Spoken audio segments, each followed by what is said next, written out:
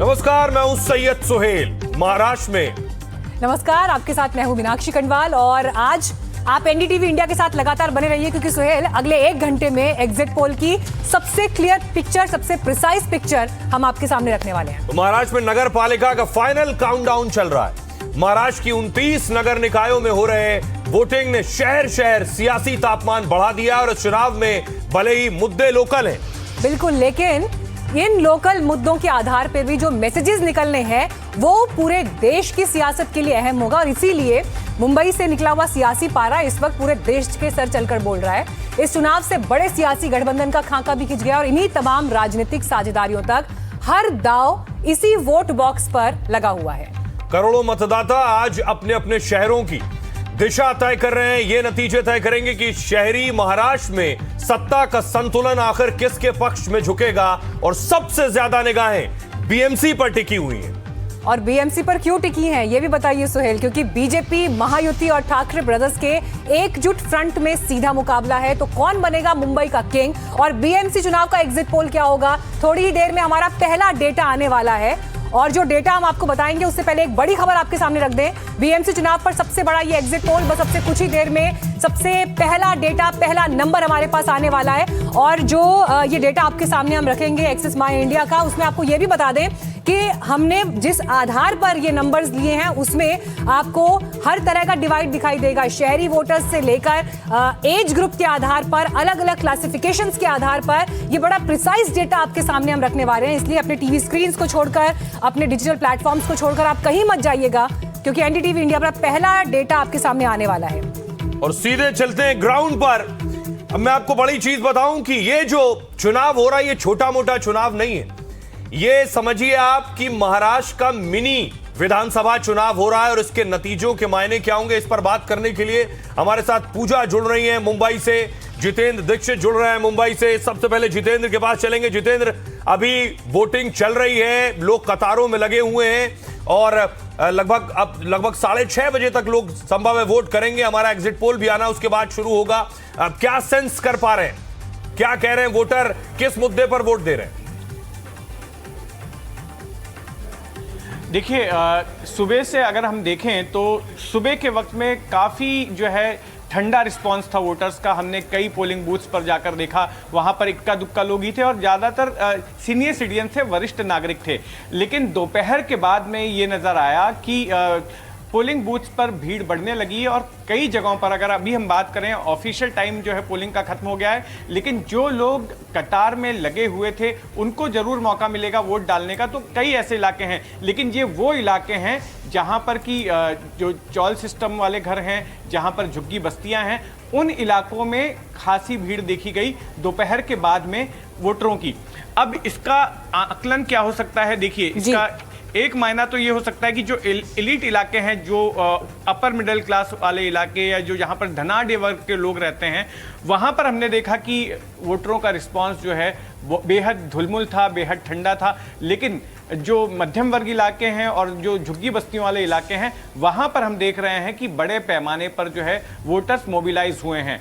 अब ये देखना होगा कि जो मराठी बहुल इलाका है वहाँ पर मराठी वोटर्स किसको तय करते हैं, क्योंकि मराठी वोटर इस बार बहुत अहम भूमिका निभाने वाले हैं जी। ठाकरे ब्रदर्स जो साथ में आए हैं वो कितने प्रासंगिक रहते हैं महाराष्ट्र की राजनीति में, वो इन चुनावों में तय होना है और वो ये मराठी वोटर्स तय करेंगे। लेकिन मराठी वोटर्स के क्लेमेंट, उस पर दावेदारी भी कई पार्टियों की है। उद्धव ठाकरे का कॉम्बिनेशन तो है ही, उद्धव राज का कॉम्बिनेशन तो है ही। आते हैं जितेंद्र, अभी अगले 1 घंटे में इन सभी बिंदुओं पर डिटेल में चर्चा करेंगे और अपनी स्क्रीन भी फटाफट अपने दर्शकों को बता दें। देखिए, आपको एक तरफ दिखाई दे रहा है कि बीजेपी प्लस शिवसेना शिंदे साहब के पास जो है उनके नंबर्स क्या होंगे। जो सबसे पहला डेटा आएगा वो यहीं पर फ्लैश होगा।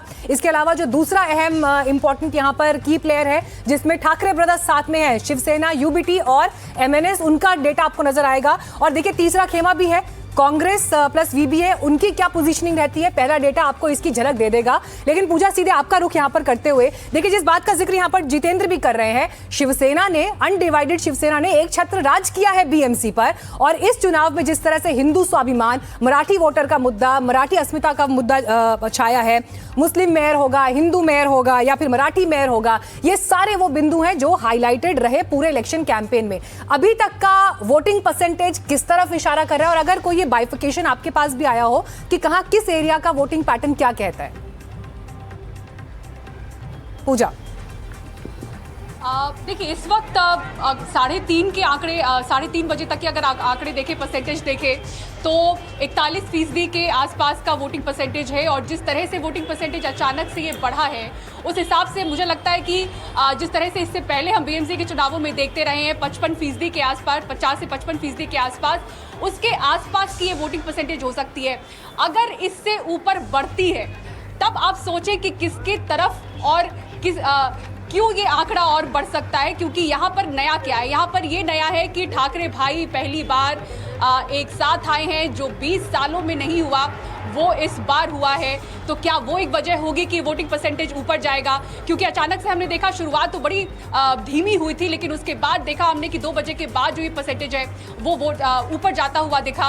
और अब जो फाइनल परसेंटेज आएगा, क्योंकि वोटिंग अब बंद हो चुकी है, 5:30 तक का समय था, जो कतार में पहले से खड़े थे उन्हें देने दिया जाएगा वोट। और कुछ समय के बाद अब जो फाइनल परसेंटेज है वो भी हमारे सामने होगा, वोट शेयर कितना इस बार टोटल वोट हुआ है। लेकिन राम सिंह, एक बहुत ही दिलचस्प बात मेरे जी, इस बीच बड़ी खबर पूजा आपके पास आएंगे। दर्शकों को बता दें, महाराष्ट्र निकाय चुनाव की वोटिंग खत्म हो गई है। वोटिंग का वक्त खत्म हो गया है। 6 बजे तक वोटिंग का वक्त था। बीएमसी ने सभी 277 सीटों पर वोटिंग हुई है। महाराष्ट्र निकाय चुनाव की वोटिंग खत्म हो गई है। 277 वार्ड में वोटिंग जो थी वो पूरी तरह से समाप्त हो गई है। बड़ा दिलचस्प मुकाबला है, दिलचस्प लड़ाई है। जो दोस्त हैं वो भी एक दूसरे के आमने सामने चुनाव लड़ रहे हैं। पूजा, आप अपनी बात पूरी कर सकती हैं। जी, 227 ये टोटल सीट्स हैं सैयद, जिसके लिए जी।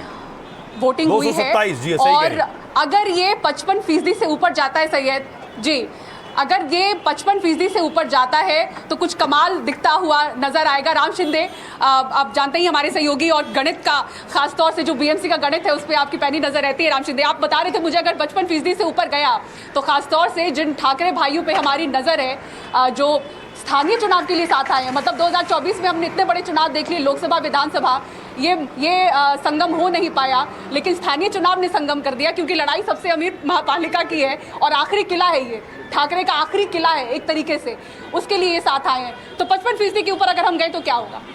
पहले तो रीजनल पार्टी का जो आत्मा होता है वो लोकल बॉडी इलेक्शन होता है या फिर म्यूनिसिपल इलेक्शन होता है।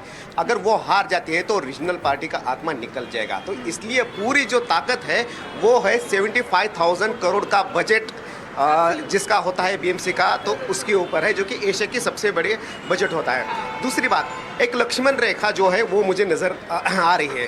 56% लास्ट टाइम, मतलब कि 2017 में जब चुनाव हुआ था तो 56% वोट बैंक हो गई थी, और तब ठाकरे अलग थे। अब दोनों ठाकरे एक साथ हैं, लेकिन फिर भी वोटिंग परसेंट कम है। तो इसका मतलब क्या है कि जो वोटर है वो बाहर निकलकर आया है या नहीं है। राम शिंदे जी, कुछ लोग हैं बड़ी मशहूर जगह पे इस वक्त हमें सैयद, आराम वड़ा पाव है ये, और मुंबई को आप देखें तो वड़ा पाव, जैसे आप बिहार जाते हैं तो लिट्टी चोखा की बात होती है, यहाँ वड़ा पाव खाते खाते लोगों से भी हम बात करेंगे। मैंने भी यहाँ वड़ा पाव खाया है। हमारे साथ एक जी। No, I am from Mumbai only, but I am in Calcutta just ठीक now. है, कुछ मराठी माणूस जिनके लिए पूरी लड़ाई हुई है, जरा उनसे बात करते हैं। मैडम, नाम क्या है आपका? माझं नाव नेहा आहे, नेहा कोळवले. नेहा मॅडम, आपने वोट किया आज? हो नक्कीच. अर्थात आपल्या महाराष्ट्रासाठी, स्पेशली आपल्या मुंबईला वाचवण्यासाठी आता मराठी माणसाची जरूर आहे. ठीक है, तो ये सेंटिमेंट्स है, मराठी माणसाची ताकद आता पूर्ण मुंबईला दाखवून द्यायची आहे की मराठी माणूस काय करू शकतो. जे आज राज ठाकरेंसोबत आम्ही आहोत, उद्धव ठाकरेंसोबत आम्ही आहोत. ठीक है, ये मराठी में ये कह रही है कि मराठी में क्या ताकत होती है, ये हमने बीएमसी में वोट देकर बताया है। तो ये ताकत की बात आगे करेंगे। मैडम, आप बताइए, 25 साल तक यहाँ पर उद्धव ठाकरे थे, और इस बार का जो चुनाव हुआ है वो 4 साल के इंतजार के बाद हुआ है। तो आपको अपने कैंडिडेट्स पता थे क्या? इस बार जो दमखम लगाने की सारी पार्टियों ने कोशिश की है, ठाकरे भाई साथ में आए हैं, क्या इस बार के चुनाव में आपको क्या अलग हुआ और किस तरफ आपने क्या सोचकर वोट किया? इस बार मराठी अस्मिता सबसे ऊपर था, या फिर नगर निगम में जो सड़क, पोल्यूशन, गड्ढे, ये अहम मुद्दे रहे? मेन तो मुद्दा था सड़क और पानी और पॉल्यूशन, ये मेन मुद्दा था जो यहाँ के आज की सरकार है, जो हमें लगता है वो खरी नहीं उतर रही है। इसलिए हमने इस बार सोचा है कि क्यों ना आज इस बार पहली बार हम मुंबई के महापौर को मराठी को ही चुने। इसलिए राज ठाकरे ने अभी किसी को जीतने के लिए अभी नहीं आउटडोर रहते हैं। पूजा, तो क्यों ना फिर पूजा, आज अगर इनसे हम पूछिए, जो एक बात बार आपने इनसे सवाल पूछा है कि बीएमसी के लिए जरूरी है सफाई, सड़क, प्रदूषण ना हो, कचरा ना हो, लेकिन ये कह रही है इनके लिए तो मराठी जरूरी है पहले। और सही है, इनसे मैं पहले बात करूं, एक लाइन आपको बता देती हूं, कल भी मैंने इसका जिक्र किया था कि मुंबई और महाराष्ट्र के मराठी अलग हैं। आप अगर मुंबई में रहते हैं तो यहाँ पर सबसे ऊपर ये मुद्दा आता है कि पर प्रांतीय कितने आ गए, उत्तर भारतीय कितने आ गए, गुजराती कितने बढ़ गए, मारवाड़ी कितने बढ़ गए। तो ये जो संख्या है समय के साथ बहुत बढ़ती रही है और मराठियों की संख्या कम होती रही है। तो यहाँ पर मराठी सोचता है कि मेरे सम्मान की बात है। पूजा, लेकिन महापौर बदल देने से वहां गुजराती और उत्तर भारतीय नहीं लौट जाएंगे, और क्योंकि महापौर तो आपकी गली की सफाई की जिम्मेदारी देख रहा है, सड़क की जिम्मेदारी देख रहा है। बिल्कुल बिल्कुल। विकास के पास भी चल लेते हैं। विकास भदौरिया भी इस वक्त हमारे साथ जुड़ रहे हैं, लेकिन एक बड़ी खबर इस वक्त आ गई है। पहले बड़ी खबर का भी रुख कर लेते हैं। आपको बता दें कि 227 वार्ड जहां पर वोटिंग चल रही थी, उसे लेकर ये आपको हम बता रहे हैं। देखिए, पहला डेटा हमारे पास आता है, बीजेपी को 40% पुरुषों ने वोट किया है और 44% महिलाओं के वोट मिले हैं। ये एक्सेस माई इंडिया का पहला डेटा आपको हम बता रहे हैं। शिवसेना यूबीटी को 33% पुरुषों ने वोट किया और 31% महिलाओं के वोट मिले हैं। वहीं कांग्रेस को पुरुष वोट के हिसाब से 13% का नंबर मिल रहा है और महिलाओं के जो वोट मिल रहे हैं वो भी लगातार स्क्रीन पर हम फ्लैश कर रहे हैं। बीजेपी को 40% पुरुषों ने वोट किया है। तो ये आपको हम जेंडर डिवीजन के हिसाब से बता रहे हैं कि कितने प्रतिशत पुरुष और महिलाओं का ये नंबर अलग अलग गठबंधनों को मिला है। तो बीजेपी प्लस शिंदे शिवसेना जो है उनको 40% पुरुषों ने वोट किया और महिलाओं ने ज्यादा वोट किया है। देखिए सुहेल, यहाँ पर 44% महिलाओं ने वोट किया है, जबकि यूबीटी यानी दोनों ठाकरे ब्रदर्स को 33% पुरुषों ने और महिलाओं का नंबर यहाँ कंपैरेटिवली थोड़ा कम है, 31%। कांग्रेस के अलायंस को जो नंबर्स मिले हैं वो भी लगातार स्क्रीन पर हम फ्लैश कर रहे हैं। क्या अब इसमें बड़ी चीज ये, अगर दर्शक देखें, क्या ये वोट परसेंटेज भी रिफ्लेक्ट कर रहा है कि बीजेपी प्लस को 40% प्लस और 40% और महिलाओं को 44%, यानी दूसरा ये टफ फाइट भी नजर आ रही है 40 और 33 की। ये जो मार्जिन है, इस मार्जिन का इंपैक्ट क्या होगा, ये भी अपने आप में देखने वाली बात होगी। सर, आप अगर इस पर जवाब दें। समीर चौगांवकर साहब। निश्चित रूप से मुझे लग रहा है अगर महिलाओं का 44% का वोट मिल रहा है, अगर ज़्यादा मिल रहा है, उसका मतलब ये है कि जो लाडली बहन योजना थी, जो विधानसभा चुनाव के पहले जो एकनाथ सरकार लेकर आई थी और देवेंद्र फडणवीस ने भी उसको सपोर्ट किया था, उस योजना का असर मुझे लग रहा है अभी भी जमीन पर बना हुआ। जिस तरीके से कैश डायरेक्ट बेनिफिट ट्रांसफर से पैसा अकाउंट में जा रहा है, वो एक बढ़िया है। अगर ऐसे देखूं कि 7% वोट बीजेपी को पुरुषों का ज्यादा मिल रहा है शिवसेना यूबीटी से, और उधर लगभग 12-13% वोट ज्यादा मिल रहा है, निश्चित रूप से लगभग 20% वोट ज्यादा मिलता दिख रहा है। देखिए, महिलाओं का एक बड़ा वोट कारण ये भी कि नरेंद्र मोदी की बहुत ज्यादा लोकप्रियता महिलाओं के अंदर है, महाराष्ट्र के अंदर भी बहुत ज्यादा है। देवेंद्र फडणवीस की लोकप्रियता बहुत ज्यादा है। जिस तरीके से देवेंद्र फडणवीस ने काम किया, नरेंद्र मोदी का जिस तरीके से वहां पे काम है, महिलाओं को जो स्कीम लागू की केंद्र सरकार की, जो स्टेट गवर्नमेंट की वुमेन्स सेंट्रिक वेलफेयर स्कीम से वो जो लागू भी है, डायरेक्ट बेनिफिट ट्रांसफर के द्वारा जो पैसा जा रहा है, ये सब बातें महिलाओं के फेवर में, और मुझे लगता है इसी कारण महिलाओं का वोट ज्यादा निश्चित रूप से पड़ने वाला था। महायुति को यह तय था। चलिए, आधी आबादी ने कैसे किस पैटर्न पे वोट किया, सर इसको कंप्लीट करेंगे आगे, क्योंकि अभी हमारे पास कुछ और नए फिगर्स आ रहे हैं। अब आपको बताते हैं कि अलग अलग कम्युनिटीज ने किस तरह से वोट किया, उनका वोट पैटर्न क्या कहता है। तो ये नंबर आपके सामने इस वक्त हम फ्लैश कर रहे हैं, आपको ये दिखा रहे हैं नंबर इस वक्त हम, जो मराठी वोटर्स हैं, जो मराठी वोटर्स वहां के बीजेपी अलायंस को 30% ने किया है, जबकि आपको बता दें कि ठाकरे ब्रदर्स का जो अलायंस है उनको 39% ने, तो 69% वोट बीजेपी को मिले हैं मराठी वोट, और 68% उत्तर भारतीय वोट बीजेपी को मिले हैं। तो देखिए, जो ये मराठी अस्मिता बनाम उत्तर भारतीय का जो मसला था, उसमें बीजेपी को कितना बेनिफिट हो रहा है उसकी तस्वीर आपको हम दिखा रहे हैं। 69% मराठी वोट मिले हैं और जो उत्तर भारतीयों का वोट प्रतिशत है, 68% वोट प्रतिशत बीजेपी को यहाँ पर मिलता हुआ दिखाई दे रहा है। इसके अलावा जो बाकी के ग्रुप्स हैं, जो बाकी के समुदाय महाराष्ट्र में आकर बसते हैं, उनकी भी तस्वीर आपको हम इस वक्त दिखा रहे हैं। इसमें बड़ी इंपॉर्टेंट चीज है, जो एक्सपर्ट्स हैं अगर वो देखें कि मराठी वोटर 30% बीजेपी के पास है और 68% उत्तर भारतीय बीजेपी के पास है। शिवसेना उद्धव के पास 49% मराठी है, यानी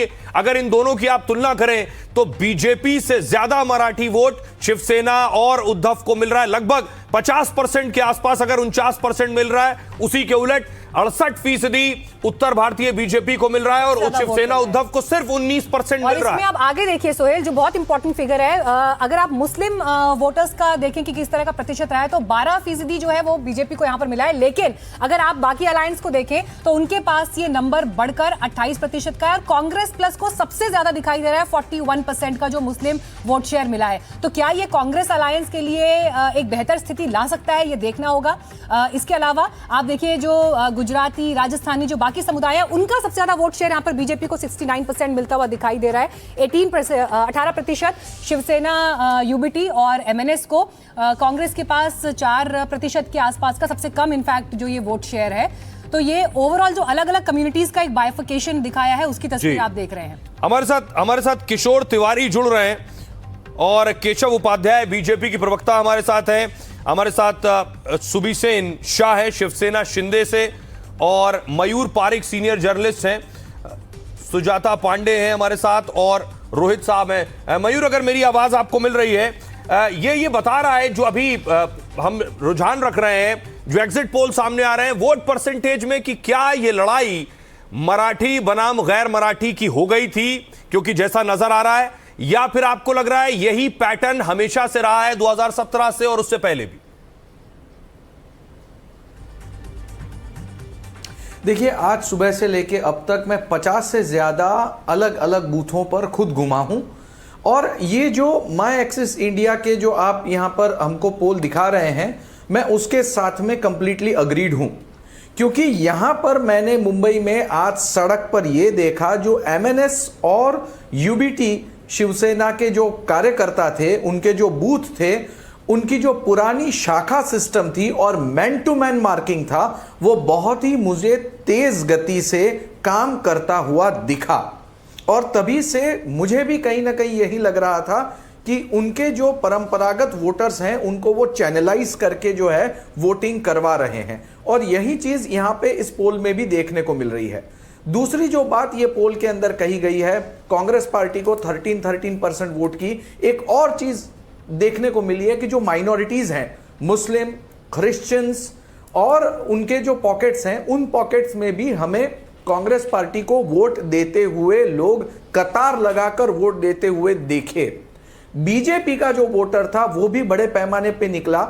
आप ये कह सकते हैं कि मुंबई में जब धीमी बारिश होती है तो वो सुबह से लेकर शाम तक जारी रहती है, पूरे शहर को भिगो देती है, कहीं पानी इकट्ठा नहीं करती। उसी तरह से धीमी धार में बीजेपी का वोटर भी 2 वोटर, 5 वोटर, 10 वोटर, कहीं पर 50 वोटर, कहीं पर 25 वोटर, इतने लोगों के नाम वोटर लिस्ट में दाएं से बाएं हो गए थे। बावजूद इसके हमने देखा कि लोग अपना नाम ढूंढ रहे थे, लोगों ने डिसाइड किया था कि उन्हें वोट करना है। और चलिए, लोकतंत्र की प्रक्रिया के हिसाब से तो ये बहुत अच्छा है मयूर, लेकिन इस वक्त हमारे पास एक डेटा है, और सोहेल ये डेटा इंपॉर्टेंट है बड़ा, ये दिखा देते हैं अपने दर्शकों को कि अलग अलग आयु वर्ग ने किस तरह से वोट किया है। तो 47%, 47% युवाओं ने वोट किया है बीजेपी को, 47% युवाओं ने बीजेपी को वोट किया है। इसके अलावा आप आपको बताते हैं जो अगला वोट शेयर है वो यूबीटी और ठाकरे ब्रदर्स को कितना गया, उसकी भी तस्वीर देखिए। आयु वर्ग के हिसाब से 18 से 25 में 47% ने बीजेपी को दिया और ठाकरे ब्रदर्स को 25% ने दिया। अगर मेजर इन दो की प्लेयर्स की बात करें,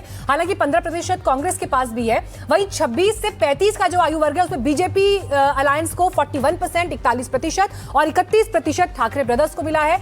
36 से 50 का जो आयु वर्ग है ये थोड़ा मिडिल एज्ड हो गया, इसमें 43% ने बीजेपी को वोट किया है और ठाकरे ब्रदर्स के पास 31% का ये वोट शेयर आया है। तो यहाँ पर युवाओं का जो प्रतिशत है सोहेल, ये देखने वाली बात है, 47%, उसमें बीजेपी को नंबर ज्यादा दिख रहा है एज कंपेयर टू युवाओं का जो रुझान है वो बीजेपी की तरफ ज्यादा दिख रहा है। वैसे तो आप सभी एज वर्ग में देखेंगे कि इनफैक्ट इसमें एक छोटी सी बात ऐड करूंगी, 61 प्लस में अगर आप देखिए तो यूबीटी को ज्यादा है, तो यूबीटी को ज्यादा है। हाँ, विकास के पास चलते हैं। विकास भदौरिया हमारे साथ हैं। विकास, देखिए, आदित्य ठाकरे जिस तरह से चुनावी मैदान में थे, वाटर गटर मीटर, ये उनका नारा था इलेक्शन कैंपेन के लिए, और इसी इलेक्शन कैंपेन में वो इसी नारे के साथ जमीन पर उतरे। लेकिन जब हम वोट परसेंटेज के हिसाब से देख रहे हैं, अभी इस एग्जिट पोल के नतीजे को अगर सही मान ले, तो युवा वोटर बीजेपी की तरफ जाता हुआ ज्यादा दिखाई दे रहा है आदित्य ठाकरे की मौजूदगी के बावजूद भी, जिनको एक यूथ आइकॉन के रूप में कम से कम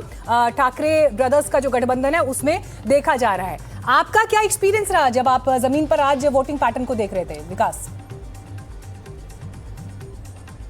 देखिए, कई बूथ्स पे हम गए और तकरीबन सुबह से शाम तक ये बूथों की संख्या दर्जनों में है, लेकिन हमने यहाँ पर देखा कि बीजेपी की जो रणनीति थी वो हमेशा कारगर साबित होती है। देखिए, एक तो जो फर्स्ट टाइम वोटर होता है ना, उसको कैप्चर करने में बीजेपी किसी भी पार्टी से बहुत आगे है। वो समय समय पर फर्स्ट टाइम वोटर्स के सम्मेलन कराती रहती है, उनसे सीधे जुड़ती रहती है। दूसरी बात, बीजेपी ने क्या किया था, साल भर पहले अपने संगठन का पुनर्गठन किया। हर वार्ड में जो है 3 शाखाएं बना दी थी, यानी कि जहां 1 शाखा होती थी वहां 3 शाखाएं कर दी थी, और जो संगठन की ताकत थी उसको 3 गुना कर दिया था। हर मतदाता तक पहुंचे, और खासतौर पर युवा मतदाताओं तक। युवा जो वर्ग है वो आशाओं पर, उम्मीदों पर वोट करता है।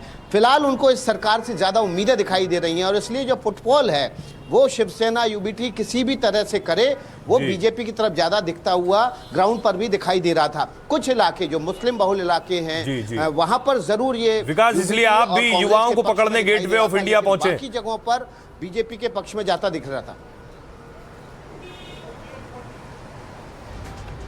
जी हाँ, बिल्कुल। देखिए, यहाँ पर हालांकि इस समय मैं मरीन ड्राइव पर हूँ, और यहाँ पर ज़्यादातर टूरिस्ट आते हैं, स्थानीय नागरिक कम आते हैं फोटो खिंचाने, समंदर के किनारे ठंडी ठंडी हवा समंदर का नज़ारा लेने, ठंडी ठंडी हवा खाने के लिए। एक बार आपको भी नज़ारा दिखा देते हैं। देखिए, इस समय सूरज डूब रहा है समंदर के अनंत छोर की तरफ, और जिसको क्षितिज कहते हैं, और दूसरी तरफ आपको मुंबई दिखाई दे रही है। मुंबई की जो स्काई लाइन है वो दिखाई दे रही है, और इसी नज़ारे को जीने के लिए ज़्यादातर टूरिस्ट आते हैं। स्थानीय नागरिक कम होते हैं। सुबह मॉर्निंग विकास आपके पास आएंगे, हमारे साथ जरूर सुबीसेन शाह है। सुबीसेन जी, अगर मेरी आवाज आपको मिल रही है, शिवसेना शिंदे से ताल्लुक रखती है, मेरा सवाल आपसे ये है कि अभी हमने ये जो लड़ाई है, जो अभी रिफ्लेक्शन निकलकर सामने आ रहा है कि 49% मराठा वोटर्स यूबीटी और राज ठाकरे की तरफ गया है, और 30% सिर्फ आपकी तरफ आया है, क्योंकि आप बीजेपी के साथ मिलकर चुनाव लड़ रही हैं, और ये माना जा रहा है कि मराठा वोटर आपकी वजह से भी आएगा। शिंदे साहब लंबे वक्त तक रहे हैं शिवसेना का हिस्सा, लेकिन आपको सिर्फ 30% मिल रहा है। क्या ये लड़ाई, क्या ये बीएमसी की लड़ाई मराठा बनाम गैर मराठा हो गई थी? नहीं, मैं इतना ही कहना चाहूंगी, सभी को नमस्कार, और मैं इतना ही कहना चाहूंगी कि भाई ये जो आंकड़े आपके सामने आ रहे हैं, मैं आपको ये बताऊं, हर कम्युनिटी, हर कौम से, हर भाषा बोलने वाले लोगों ने बीजेपी और शिवसेना को पसंद किया है। मैं समझती मराठी मानुस, स्पेशली द यंग मराठी मानुस, द एस्पिरेशनल जो मराठी वर्ग है, उन्होंने हमें वोट किया है। मैं समझती हूँ 30% जब रिजल्ट आएंगे आप देखेंगे कि मराठी मानुस ने, मुंबई करने हमें बढ़ चढ़ कर मतदान किया है। आप देखिएगा, आपके जब ये परसेंटेज सीट्स में कन्वर्ट होंगे, I have no doubt in my mind. 68%, मैं आपको रोक रहा हूं, 68% उत्तर भारतीयों ने वोट किया है। ये वोट आपको बीजेपी की वजह से मिला, लेकिन 30% वोट, यानी राज ठाकरे और उद्धव ठाकरे के 49% के मुकाबले सिर्फ 30%, ये बता रहा है कि ये अगर या तो देवेंद्र फडणवीस की वजह से या कुछ एकनाथ शिंदे की वजह से। एक समझ लीजिए, हम साथ में लड़ रहे हैं, महायुति बनकर लड़ रहे हैं, और हमारा चिन्ह कमल और धनुष्य बाण लास्ट 25 साल से साथ में है। इसीलिए आप ये बाइफरकेट नहीं कर सकते कि ये बीजेपी के वोटर हैं या शिवसेना के वोटर हैं। हम सबसे जूने अला हैं एनडीए के, और आप देखिएगा मराठी मानुस भी हमें ही वोट करेगा, क्योंकि हमारी जो प्रगति का फाइनल पिक्चर के लिए मैम इंतजार करना पड़ेगा कल का, जब फाइनली टैली पर असली नंबर्स रिफ्लेक्ट होंगे। रोहित चंद्रावरकर जी, मैं आपका रुख करना चाहूंगी। देखिए, इस इलेक्शन से हम बार बार कह रहे हैं कि कैसे देश की राजनीति के लिए बड़े मैसेजेस निकलने हैं, और इन सबके बीच जब स्पेसिफिकली शिवसेना की बात होती है, क्योंकि बीएमसी पर तो शिवसेना ने एक छत्र राज किया है, और इस तरह से राज किया है कि जो जमीनी मुद्दे, लोकल मुद्दों की जब बात होती थी तो वहां पर शिवसेना उभर कर आती थी। आज की तारीख में अब एक आखिरी किला बचा है जहां पर असली शिवसेना की पहचान होनी है कि वो शिंदे साहब के पास है या वो ठाकरे ब्रदर्स के पास है। परिवार बेशक उद्धव ठाकरे के पास है, लेकिन पार्टी तो चली गई शिंदे साहब के पास। लेकिन इन सब के बीच क्या ये चुनाव बता देगा कि मुंबई ने किस पर भरोसा जताया है, चाहे देश की अदालत ने कुछ भी फैसला दिया हो? मुझे लगता है कि ये चुनाव क्या बताएगा, आपका सवाल है ये चुनाव क्या बताएगा, वो ये बताएगा कि ठाकरे कजिन्स जो है वो साथ आने के बाद भी क्या इस लड़ाई को जीत सकते हैं। और मुझे उस बारे में बहुत बड़ा शक है कि वो क्या कर सकते हैं ऐसी बात, क्योंकि देखिए वो चल रहे हैं मराठी के मुद्दे पे, और बार बार सुबह से भी मैं NDTV 24/7 पे भी और बाकी चैनल्स पे भी बोल रहा हूँ कि मराठी का मुद्दा कितना इफेक्टिव होगा इस पे मेरे मन में शक है, क्योंकि जैसा आपका सर्वे दिखा रहा है वैसे वही बात मैं सुबह से बोल रहा हूँ कि यंग जनरेशन जो है उसको मराठी का मुद्दा उतना ज्यादा अपील नहीं होता है जी। मैं 40 की उम्र से कम जो लोग हैं उनके बारे में बोल रहा हूँ। दूसरी बात जो ये है कि उनको ठाकरे ब्रदर्स का जो मराठी अपील है उसमें उनके साथ स्पर्धा के लिए एकनाथ शिंदे उतरे हुए हैं। और तीसरा मुद्दा ये है कि ठाकरे ब्रदर्स का जो, या खासकर उद्धव ठाकरे का जो अल्पसंख्याक समाज की तरफ अपील है, उसके मुकाबले में कांग्रेस पार्टी उतरी है उनके स्पर्धा में। तो उस वजह से मुझे लगता है ठाकरे कजिन्स के लिए बहुत बड़ा चैलेंज है। चलिए इंतजार करेंगे सर। चैलेंज बिल्कुल चैलेंज बड़ा है ठाकरे ब्रदर्स के लिए, चैलेंज लेकिन देवेंद्र फडणवीस के लिए भी है कि उनकी लीडरशिप में क्या पहली बार बीजेपी वो करिश्मा कर दिखा पाएगी, बीएमसी में देखना होगा। चैलेंज कांग्रेस अलायंस के लिए भी है और यहाँ पर एकनाथ शिंदे के लिए भी है। लेकिन इस बीच आपको दिखाते हैं अलग अलग पेशों प्रोफेशंस के आधार पर किस पैटर्न पर वोट हुआ है। इस पर हमारा एग्जिट पोल क्या कहता है, ये जानने के लिए सीधे चलते हैं सोहेल के पास। अब देखिए जरा, अब हम आपको डिटेल में बता रहे हैं कि आखिर किसे कितना वोट मिला है। ये सबसे पहले देखिए प्रोफेशन के आधार पर बेरोजगार जो वर्ग है बता लगभग 37% बीजेपी को वोट किया है अनएम्प्लॉयड ने। स्टूडेंट यानी छात्रों ने 45% बीजेपी को भी वोट किया है। लेबर क्लास लगभग मजदूरी जो करते हैं, रोजी रोटी कमाते हैं, उन्होंने लगभग 40% वो आबादी है जिसने बीजेपी को वोट किया है। साथ ही यूबीटी शिवसेना को जो बेरोजगार है 34% उन्होंने वोट किया है, कांग्रेस को 15% और 14% अन्य। दूसरी तरफ छात्रों ने 45% बीजेपी को, 35% शिवसेना उद्धव को, 9% कांग्रेस को और 11% अन्य। अगला देखिए जरा, लेबर क्लास लगभग 40% बीजेपी को वोट किया है, 33% उद्धव सेना को, कांग्रेस को 15% और अन्य को लगभग 12%। उसके बाद ऊपर जो स्किल्ड है उसमें आप देखिए स्किल्ड प्रोफेशनल जो है 40% बीजेपी को वोट किया है, 33% शिवसेना यूबीटी को, कांग्रेस को लगभग 16% और अन्य को 14% वोट किया है। उसी तरह दूसरे वर्ग में ऑटो ड्राइवर्स, जो मुंबई में बहुत बड़ी तादाद है ऑटो ड्राइवर्स की, 36% बीजेपी को, उद्धव सेना को 32%, 14% कांग्रेस को और अन्य को 18% वोट किया है। लेकिन मोटे तौर पर जो निकल कर आ रहा है, आप वोट परसेंटेज में अगर आप देखेंगे, चाहे वो सभी वर्गों में हो, वोट परसेंटेज ज्यादा जो जाता नजर आ रहा है इन रुझानों में, ये बीजेपी प्लस को ज्यादा है। सभी वर्ग में, सभी क्लास में, महिला हो या पुरुष हो या नौकरी पेशा हो, गैर नौकरी पेशा हो, छात्र हो, ये सारा वोट परसेंटेज बीजेपी प्लस को ज्यादा जाता हुआ नजर आ रहा है। ये अपने आप में एक बड़ा इशारा कर रहा है मीनाक्षी।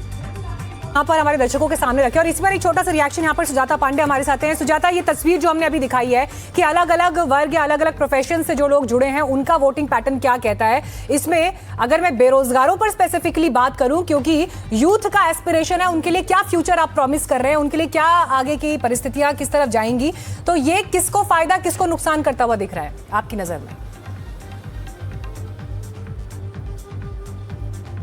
सुजाता, आप तक मेरी आवाज आ रही है? ठीक है समीर जी, आप इस पर रिस्पॉन्ड करिए। देखिए मुझे लगता है कि जिस बेरोजगारों में एक नंबर स्टूडेंट्स का भी होगा जो निश्चित रूप से, और सिर्फ बेरोजगारी की बात नहीं, मतलब अगर आप देखेंगे, आप स्किल्ड लेबर हो, बेरोजगार हो, युवा हो, आप मजदूर हो, क्लास हो, सब जगह बीजेपी को लीड मिल रही है। मतलब कोई ऐसा नहीं है जहां बीजेपी को कम लोगों ने पसंद किया। तो अब ये बता रहा है कि भारतीय जनता पार्टी सबकी पार्टी बन चुकी है। और मुझे लग रहा है कि अब ये बता रहा है कि चाहे वो स्किल्ड लेबर हो, चाहे वो अनएम्प्लॉयड हो, चाहे वो एम्प्लॉयड हो, चाहे युवा हो, चाहे महिला हो, चाहे पुरुष हो, किसी भी एज वर्ग का हो, सिर्फ 61 प्लस का आप छोड़ दो तो बाकी सब जगह बीजेपी लीड कर रही है और कांग्रेस को भी काफी समर्थन मिल रहा है। मतलब अगर उद्धव बाला साहब ठाकरे और कांग्रेस को मिला दे तो वो मिलकर बीजेपी से ज्यादा हो जाते हैं। तो मुझे लग रहा है कि कांग्रेस ने भी अगर इस तरीके से परिणाम आते हैं तो इसका मतलब तय है कि कांग्रेस ने उद्धव बाला साहब ठाकरे की पार्टी उद्धव ठाकरे को डुबाने में बड़ी भूमिका निभाई होगी, क्योंकि उनका वोट बैंक अगर आप देखेंगे जिस तरीके से मिला है, अगर वो दोनों मिल जाते तो बीजेपी पर भारी पड़ते हैं। लेकिन आज ये लग रहा है कि सब वर्ग में भारतीय जनता पार्टी की स्वीकारता है और देवेंद्र फडणवीस का जो काम रहा है 2014 से लेके 2019 तक का 2.5 साल का एकनाथ शिंदे का जो काम रहा और उसके बाद देवेंद्र सुजाता पांडे भी हमारे साथ हैं। सुजाता, ये सवाल आपके पास लेकर आ रही हूँ। देखिए, जो अभी अगर मान लें कि एग्जिट पोल के नतीजे ही अगर रियल नतीजों में कन्वर्ट होते हैं तो उन सबके बीच बीजेपी के लिए एक अच्छी खबर दिखाई दे रही है यहाँ पर गठबंधन के लिए। लेकिन सवाल ये है कि नायक कौन होगा फिर, देवेंद्र फडणवीस या एकनाथ शिंदे? एक समझ लीजिए कि ये आप देख रहे हैं, क्योंकि ये हम जो विकसित भारत, विकसित महाराष्ट्र और विकसित मुंबई की बात कर रहे हैं, ये सारी चीज हमने ग्राउंड पर टेंजिबल तरीके से काम किया है। फिर वो अटल सेतु हो, फिर वो मेट्रो हो, फिर वो कोस्टल रोड हो, फिर वो ओपन स्पेसेस हो, पोल्यूशन की बात हो, यानी ये जो सारे मुद्दे जो नागरिक के साथ जुड़े हैं एक अच्छे जीवन के लिए, स्वाभिमानपूर्ण जीवन के लिए, मैं समझती हूँ ये सारे जो काम हमने किए हैं उसकी रूपरेखा आप देख रहे हैं। हम साथ में लड़ रहे हैं, एकनाथ राव जी शिंदे और देवेंद्र फडणवीस जी साथ में लड़ रहे हैं। आफ्टर ऑल मैं शिवसेना से हूँ तो मैं समझती हूँ और मानती हूँ और होप करती हूँ कि हमारा मेयर बैठे। बीजेपी वाले चलिए वेट करेंगे फिर सुजाता जी, कल जब नतीजे आ जाएंगे तो देखिए जो मैंने सवाल पूछा उस सवाल का जवाब काफी हद तक पोस्टर्स में भी रिफ्लेक्ट होने लगेगा। पोस्टर्स में जिस तरह से कौन सा चेहरा उभर कर आएगा उसमें काफी हद तक पिक्चर क्लियर हो जाएगी। लेकिन सोहेल, आपके पास नया नंबर आ गया, फटाफट बताइए हमें कि किस तरह से अलग अलग इलाकों में वोटिंग हुई है, शहरी इलाकों में किस तरह की वोटिंग हुई है, इसके अलावा वो वोटर्स जो चौल एरियाज में बसते हैं उन्होंने किस तरह से वोटिंग की है। जी मीनाक्षी, एक और ग्राफिक्स जो दर्शकों को हम बताएं कि आखिर आपके इलाके में खासतौर से स्लम जो है, जो लोअर मिडिल क्लास, चौल लोअर मिडिल क्लास है, स्लम गरीब तबका जो है वो लगभग 33% बीजेपी को वोट किया है। 35%, बड़ा इंपॉर्टेंट ये है कि गरीब तबके में देखिए 35% उद्धव सेना को वोट किया है, कांग्रेस को 17% और 15% अन्य के खाते में गया है। चौल लोअर मिडिल क्लास लगभग 40% बीजेपी को है, 33% उद्धव सेना को, कांग्रेस को 14% और अदर्स को 13%। कांग्रेस अलग इसलिए क्योंकि कांग्रेस अलग चुनाव लड़ रही है उद्धव सेना से। पॉश एरिया लगभग 51% बीजेपी प्लस के पास गया है, उद्धव सेना के पास लगभग 29%, 8% कांग्रेस प्लस के पास और अन्य के खाते में 12 गया है। यहां भी आप देखेंगे जो वोट परसेंटेज का एवरेज है वो ज्यादा जो आपको नजर आएगा वो बीजेपी के खेमे में नजर आएगा। सिर्फ अगर आप देखिए गरीब तबका है उसको 2% वोट उद्धव सेना को ज्यादा गया हुआ है। यह अपने आप में बता रहा है कि वोटर्स का रुझान इस बार किस तरफ है। अगर यही रुझान रहता है तो आंकड़े वाकई आपके सामने चौंकाने वाले आने वाले हैं। बीएमसी के एग्जिट पोल के वो पूरी बाजी पलटने वाले हो सकते हैं, वो उस किले को ढाने वाले हो सकते हैं जिसकी बात एक्सपर्ट्स कर रहे हैं। मीनाक्षी की बात पे एक बात और जोड़ना चाहूंगी कि देखिए जो नंबर्स भी इस वक्त रिफ्लेक्ट कर रहे हैं, जो पॉश एरिया है उन्होंने बीजेपी को ज्यादा वोट किया है और जो स्लम एरिया है उसने उद्धव ठाकरे की पार्टी को ज्यादा वोट किया है। इस बीच एरिया वाइज वोटिंग प्रतिशत भी हमने आपको दिखाई। स्लम इलाकों में 33% जो वोटिंग हुई है बीजेपी के पक्ष में हुई है, चौल के इलाकों में 40% के आसपास बीजेपी को वोट शेयर मिला है और पॉश इलाकों में 51% बीजेपी के पक्ष में वोटिंग हुई है। ये बीजेपी के लिए हमने आपको अलग अलग इलाकों का वोटिंग परसेंटेज दिखाया जो एक्सिस माई इंडिया का एग्जिट पोल इस वक्त बता रहा है। एरिया वाइज वोटिंग प्रतिशत क्या रहा, लेकिन इसमें उद्धव ठाकरे जो ठाकरे ब्रदर्स का गठबंधन है उस गठबंधन को स्लम एरिया में बढ़त मिलती हुई यहां पर जरूर दिखाई दे रही है। मयूर अगर हमारे साथ इस वक्त भी जुड़े हुए हैं, मयूर ये सवाल आपके लिए है मेरा, ये जो अलग अलग इलाकों का वोटिंग परसेंटेज है, अगर एग्जिट पोल के नतीजों को इस वक्त हम सही मान लें कि कल यही नतीजे असल नतीजों में रिफ्लेक्ट होने वाले हैं, तो स्लम एरिया में जिस तरह से ठाकरे ब्रदर्स के गठबंधन को बढ़त मिलती हुई दिखाई दे रही है, जमीन पर क्या शिवसेना असली शिवसेना, परिवार वाली शिवसेना है, क्या माना जाए? देखिए ये जो फिगर्स आपने दिए हैं स्लम वाले, यही मैं कुछ देर पहले आपको बता रहा था कि ये जो door to door man to man marking कर पा रहे हैं ये स्लम में ही कर पा रहे हैं, चौल में ही कर पा रहे हैं, क्योंकि बड़ी जो पॉश इमारतें हैं वहां पे तो किसी को एंट्री ही नहीं है। तो कुल मिलाकर के जो ठाकरे बंधु जिनको टारगेट कर रहे थे, जिसको लाना चाहते थे, वो उनको लेके आए।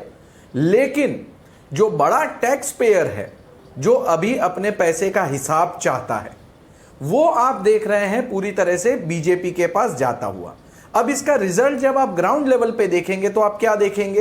पूरा का पूरा उत्तर मुंबई जो है वो बीजेपी और शिंदे सेना स्वीप करेगा। लेकिन मालवणी का पॉकेट है, गोवंडी का पॉकेट है, जोगेश्वरी ईस्ट का पॉकेट है, ये जो सिलेक्टेड पॉकेट्स है, यहां पर हमें देखने मिलेगा कि कांग्रेस जीत रही है, शिवसेना यूबीटी जीत रही है। आप साउथ मुंबई की सीटें जो है वहां पे आप देखेंगे कि पॉश एरिया में बीजेपी जीत रही है, मुंबा देवी में जो है वो कांग्रेस आगे कर रही है। मुंबा देवी से बगल में कोलाबा में जो है वो टफ फाइट चल रही है, क्योंकि वहां पे लोएस्ट पोलिंग हुई है।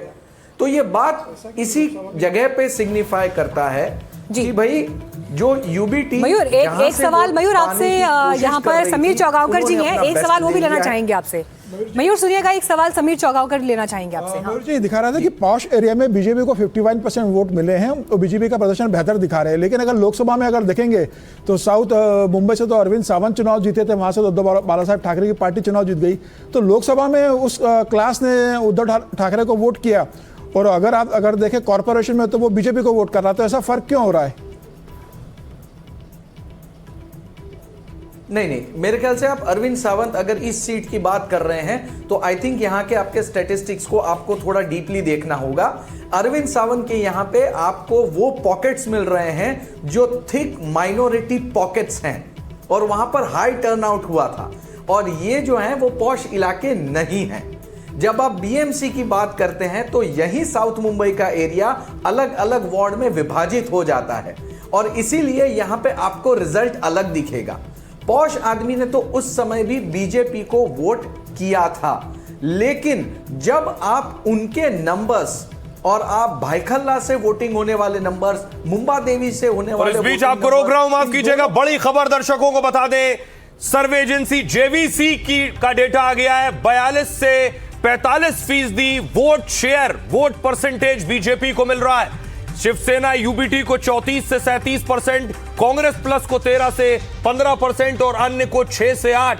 यानी ये बता रहा है कि बीजेपी प्लस बहुमत के करीब होगी, क्योंकि वोट परसेंटेज का जो मार्जिन आप देख रहे हैं वो लगभग 9 से 10% का मार्जिन है। बिल्कुल। और सोहेल देखिए, 227 वार्ड अगर बीएमसी के हैं तो उसमें से बहुमत का आंकड़ा 114 है। 114 वार्ड्स पर अगर आप जीत गए तो इसका मतलब बीएमसी मतलब मुंबई में मेयर पद आपको मिल जाएगा, आप मुंबई के किंग बन गए। लेकिन अभी जो ये वोट शेयर हमारे सामने पिक्चर दिख रही है, समीर चौगावकर जी, ये क्या क्लियर बीजेपी के लिए लैंडस्लाइड जीत है? निश्चित रूप से यह तय था कि भारतीय जनता पार्टी वहाँ बहुत बेहतर प्रदर्शन करेगी। एकनाथ शिंदे भी भारतीय जनता पार्टी के साथ मिलकर लड़ रहे थे। और अगर आप 2017 का देखेंगे तो 2017 में भारतीय जनता पार्टी और शिवसेना अलग अलग चुनाव लड़े थे, और 2 सीटों का फर्क था। 82 सीट्स थी उस समय भारतीय जनता पार्टी के पास। 2 सीट कम होने के बाद भी भारतीय जनता पार्टी चाहती तो मनसे को लेकर, निर्दलीय को लेकर अपना मेयर बना सकती थी, लेकिन भारतीय जनता पार्टी ने दिया था। परसेंटेज पे अगर हम प्रेडिक्ट कर ले जितेंद्र दीक्षित से, लंबे वक्त तक कवर करते रहे जितेंद्र, अगर आप प्रेडिक्ट कर पाए 227 में से 42-45% पर कितनी सीटें संभव है? प्रेडिक्शन टफ हो सकता है। और आ गया है जेवीसी का डेटा, बीजेपी प्लस 138 सीटें, 138 सीट बीजेपी प्लस को 227 सीटें हैं बीएमसी में, यानी अकेले महापौर बनाने की स्थिति में मीनाक्षी। बिल्कुल। और देखिए, इस बीच बाकियों के नंबर्स भी हम आपको दिखा रहे हैं। ठाकरे ब्रदर्स यहां पर 59 पर सिमट गए हैं। कांग्रेस अलायंस को 23 के आसपास वार्ड्स में बढ़त मिलती हुई दिखाई दे रही है, जबकि अदर्स के पास 7 है। लेकिन यहां पर बीजेपी के लिए लैंडस्लाइड मार्जिन जो है कम से कम जेवीसी के एग्जिट पोल, अगर ये नतीजों में तब्दील होता है, अगर जो है स्टार अगर हम बार बार लगा रहे हैं, क्योंकि ये अभी एग्जिट पोल है, फाइनल नतीजों के लिए हमें कल का इंतजार करना पड़ेगा। जितेंद्र दीक्षित, जो तस्वीरें इस वक्त हमको दिखाई दे रही है, जो नंबर इस वक्त दिखाई दे रहा है 138 बीजेपी अलायंस को, क्या इसको आप डिकोड करेंगे? किस तरह से डिकोड करेंगे जितेंद्र? देखिए, मेरे पास और भी एक आंकड़ा आ गया है इस वक्त मीनाक्षी, और ये आंकड़ा भी वही बात लगभग कह रहा है जो हमने इसके पहले दो एजेंसीज के आंकड़े दिखाए। और इस आंकड़े के मुताबिक बीजेपी को 84 सीटें मिल रही हैं, यानी कि 2017 में जो 82 सीटें मिली थी उससे 2 सीटें ज़्यादा मिल रही हैं। और एकनाथ शिंदे वाली शिवसेना को 35 सीटें मिल रही हैं। कुल मिलाकर अगर ये जो इन दोनों पार्टियों ने गठबंधन करके चुनाव लड़ा है और ये गठबंधन सत्ता में आ रहा है अगर इन आंकड़ों की माने, वहीं दूसरी तरफ जो उद्धव ठाकरे वाली शिवसेना है वो सेकंड लार्जेस्ट पार्टी बनकर उभर रही है। 65 सीटें शिवसेना यूबीटी को मिल रही हैं। राज ठाकरे की पार्टी एमएनएस को 10 सीटें मिल रही हैं, जो कि पिछली बार से 3 सीटें ज्यादा हैं। पिछली बार राज ठाकरे को 7 सीटें मिली थी। तो कुल मिलाकर ये जो नया आंकड़ा मैं आपको बता दूं, ये आंकड़ा साम टीवी सकाड़ ग्रुप का है। उन्होंने भी अपना एग्जिट पोल करवाया है और उनके अभी अभी आंकड़े हमारे हाथ लगे हैं। और इन आंकड़ों के मुताबिक भी मुंबई में महायुति की सत्ता आ रही है बीएमसी में, और महायुति का मेयर होने वाला है और बीजेपी सबसे बड़ी पार्टी बनकर ये बड़ी खबर है। और जितेंद्र इसलिए क्योंकि बीजेपी जो महाराष्ट्र में छोटे भाई की भूमिका में रहती थी, अपने दम पर सरकार बनाने से लेकर अब जो सबसे बेसिक सिविक बॉडी का इलेक्शन होता है वहां पर अगर अपने बूथे, जो ये पहला चुनाव हुआ है, ये अपने बूथे पहला चुनाव जो वो लड़ रहे हैं, उसमें अगर 84 का नंबर जो जितेंद्र बता रहे हैं सकाल ग्रुप का जो सर्वे है उस आधार पर, तो ये एक बड़ा फिगर यहां पर हो सकता है। और जितेंद्र सिर्फ यहां तक बात सीमित नहीं है। देखिए, मुंबई शहर और उपनगरों के जो ये नतीजे इस वक्त हमको दिखाई देंगे, अगर महाराष्ट्र विधानसभा की 36 सीटें इन नतीजों से प्रभावित होती हैं और लोकसभा की 6 सीटें हैं जो इन नतीजों से प्रभावित होती हैं, इस पॉलिटिक्स से प्रभावित होती हैं। तो इन सब के बीच हम तो अभी शाम के 6:30 बजे ये बात कर रहे हैं, लेकिन कल सवेरे 11-12 बजे के आसपास क्या देवेंद्र फडणवीस सबसे बड़े नायक बनकर उभरने वाले हैं? जितेंद्र, देखिए, देवेंद्र फडणवीस पूरी तरह से आत्मविश्वास से भरे हुए हैं और उनको लग रहा है कि इस बार सत्ता बीजेपी की ही आने वाली है। हालांकि वो ये खुलकर नहीं कह रहे कि बीजेपी का ही मेयर होगा, लेकिन उनकी पार्टी के सूत्र यही कहते हैं, चूंकि हम बड़े भाई की भूमिका में हैं, हमने ज्यादा सीटों पर चुनाव लड़ा है, हमें ज्यादा सीटें मिलने वाली हैं, तो ऐसी स्थिति में मेयर हमारा ही होगा। और ये ऐतिहासिक होगा अगर बीजेपी का मेयर बनता है, क्योंकि 1994-95 के बाद से लगातार जो आखिरी चुनाव हुए 2017 में, तब तक अनडिवाइडेड शिवसेना का ही मेयर मुंबई में चुना गया। मतलब 2.5 दशकों तक अनडिवाइडेड शिवसेना का मेयर था मुंबई में, और पहली बार ऐसा होगा कि बीजेपी का मेयर यहां पर स्थापित। जितेंद्र, हमारे साथ सुबिसेन शाह भी हैं जो शिवसेना शिंदे से हैं, हमारे साथ हैं वो। सुबिसेन शाह जी, अगर मेरी आवाज आपको मिल रही है, ये आपके लिए भी बहुत बड़ी कामयाबी माना जाएगा, आपके लिए भी एक बड़ा टेस्ट था ये, क्योंकि अब तक जिस जगह पर दशकों तक राज रहा हो उद्धव सेना का, वहां आपका आना, आपकी वापसी आना, यह भी बताता है कि आपने भी अपने आप को कैसे एस्टैब्लिश किया है मुंबई के अंदर। बिल्कुल, हम बड़े खुश हैं आज और कल ज्यादा खुश रहेंगे, सेलिब्रेट साथ में करेंगे कि महायुति का भगवा लहरेगा और मेयर बनेगा महायुति का। और नंबर गेम है, जिसकी ज्यादा सीट उनको मेयर बनेगा। बीजेपी ने ज्यादा सीट लड़ी थी देवेंद्र फडणवीस जी के नेतृत्व में, उनका मेयर बनेगा। हमें उतनी खुशी है। तब नंबर गेम नहीं था, तब विधानसभा की पॉलिटिक्स अलग हो गई। तब वो अलग पॉलिटिक्स थी, तब वो अलग राजनीति थी। जी। हमारी वजह से आप सरकार, बीजेपी सरकार बनाई पाई थी, ये ना भूला जाए। लेकिन हम मान्य करते हैं कि इस बार बीजेपी की सीट ज्यादा है, उनका मेयर बने, हमें कोई प्रॉब्लम नहीं है। लेकिन महायुति का भगवा लहरे, वो मुझे ज्यादा खुशी है, हम सभी को ज्यादा। हाँ, रोहित जी, इन फिगर्स पर आप भी रिस्पॉन्ड करना चाहेंगे? अभी जो तस्वीरें आ रही हैं, देखो 137 पर बीजेपी लड़ी है, 90 पर शिवसेना लड़ी है। इन सब के बीच अगर 84 का नंबर इकलौता इन एग्जिट पोल के नतीजों के हिसाब से बीजेपी के पास अगर दिखाई दे रहा है, और यही अगर असल नतीजों में तब्दील होता है या उसके आसपास तब्दील होता है, आप इसको हायर एंड पर देख रहे हैं या कुछ डिफरेंस भी हो सकता है? और इस बीच आपको बता दें, एक्सिस माई इंडिया बीजेपी को 131 से 151 दे रही है सीटें, शिवसेना यूबीटी को 58 से 68, कांग्रेस प्लस को 12 से 16, यानी एक्सिस माई इंडिया और आगे 131 से 151 तक दे रही है। ये अपने आप में छप्पर फाड़ होगा बीजेपी प्लस के लिए, उनके लिए भी खुद शायद प्रत्याशित होगा, उन्होंने भी शायद ये कैलकुलेशन नहीं किया होगा। एक्सपर्ट्स क्या कहते हैं? हमारे साथ मयूर पारिक और रोहित भी बने हुए हैं। रोहित, अगर आप बताएंगे बीजेपी का अपना इंटरनल एनालिसिस क्या था और यूबीटी का इंटरनल एनालिसिस क्या था, अगर एक्सिस माइंड या 131 से 151 दे रही है? मुझे लगता है कि हम अभी जो भी यहाँ पे एक्सपर्ट्स बैठे हैं वो अभी इस तरफ बात करनी चाहिए कि ये सब जो दिख रहा है वो क्यों हो रहा है, क्योंकि अब 3-4 बार बोल चुके हैं कि ये हो रहा है, तो वो समझ आ गया हो रहा है। अभी क्यों हो रहा है इस पे आते हैं। तो मेरा आकलन इसमें ये है कि राज ठाकरे और उद्धव ठाकरे एक साथ आने का इंपॉर्टेंट पॉइंट बोल रहा हूँ, समझ के सुनिए जरा। राज ठाकरे और उद्धव ठाकरे एक साथ आने का कोई फायदा उनको नहीं मिला है, बल्कि वो फायदा बीजेपी को मिला है। ये बात समझ में आनी चाहिए। कैसे? क्योंकि राज ठाकरे और उद्धव ठाकरे साथ आने की वजह से पूरा उत्तर भारतीय समाज, पूरा मराठी छोड़ के बाकी का समाज ये बीजेपी के पीछे खड़ा हो गया। और राज ठाकरे उद्धव ठाकरे एक साथ आने की वजह से कांग्रेस महाविकास आघाड़ी से बाहर निकल गई। इस वजह से आप देखेंगे कि कांग्रेस को जो 12-16 जगह आप अभी दिखा रहे हैं वो सब उद्धव ठाकरे के वोट काट के वो महाविकास आघाड़ी को डैमेज कर गए हैं राज ठाकरे। बड़ी तो बात मैं इस पे एनालिसिस लूंगा और रुकूंगा, एक लाइन बोलूंगा और रुकूंगा कि Raj Thackeray has turned out to be Trojan horse. जैसे बोलते हैं कि वो राज ठाकरे उद्धव के साथ आए, इसकी वजह से उद्धव का और महाविकास आघाड़ी का बहुत बड़ा डैमेज हुआ, ऐसा मेरा आकलन है। बड़ी बात नहीं, मुझे लगता है कि अभी के जो भी नंबर्स है उन नंबर्स को रोहित जी आपने बड़े सुंदर तरीके से 3 बड़े पॉइंट्स में आपने इनको समेट दिया है। मयूर, आप इसमें कुछ जोड़ना चाहते हैं साथ में? चलिए एक बार एक ब्रेकिंग खबर दे देते हैं मयूर, फिर आपके पास मैं लौटूंगी। वोट शेयर को लेकर ये नंबर हमारे पास आ गया है। बीजेपी को 42% का वोट शेयर इन नतीजों में मिलता हुआ दिखाई दे रहा है एग्जिट पोल के हिसाब से। शिवसेना यूबीटी को 32% के आसपास का वोट शेयर और कांग्रेस को 13% के आसपास का वोट शेयर मिलता हुआ दिखाई दे रहा है इन एग्जिट पोल के नतीजों के हिसाब से। और देखिए क्यों ये सीटों का नंबर बड़ा था, अब काफी हद तक इस वोट शेयर की पिक्चर से समझा जा सकता है। 42% का वोट शेयर बीजेपी अलायंस के लिए एक बड़ी खबर, बड़ी बात। मयूर पारिक। हाँ, देखिए अभी जो रोहित जी बता रहे थे उस फिगर को अगर हमें थोड़ा सा डिटेल में जानना हो तो देखिए हमारे पास कुछ इंटरेस्टिंग फैक्ट्स हैं। बीजेपी और यूबीटी सेना जो है ये दोनों लगभग 96 सीट्स पे आमने सामने लड़ रही थी, यानी ये वोट शेयर का सीधा असर जो है यहां पे टैली पे जा रहा है। लेकिन बीजेपी वर्सेस एमएनएस जब लड़ती है तो वो 34 सीट्स पे है। अगर एमएनएस का परफॉर्मेंस कमजोर हो गया तो ये सीधी की सीधी सीटें जो हैं वो बीजेपी के पाले में हमें जाती हुई कल दिख सकती हैं।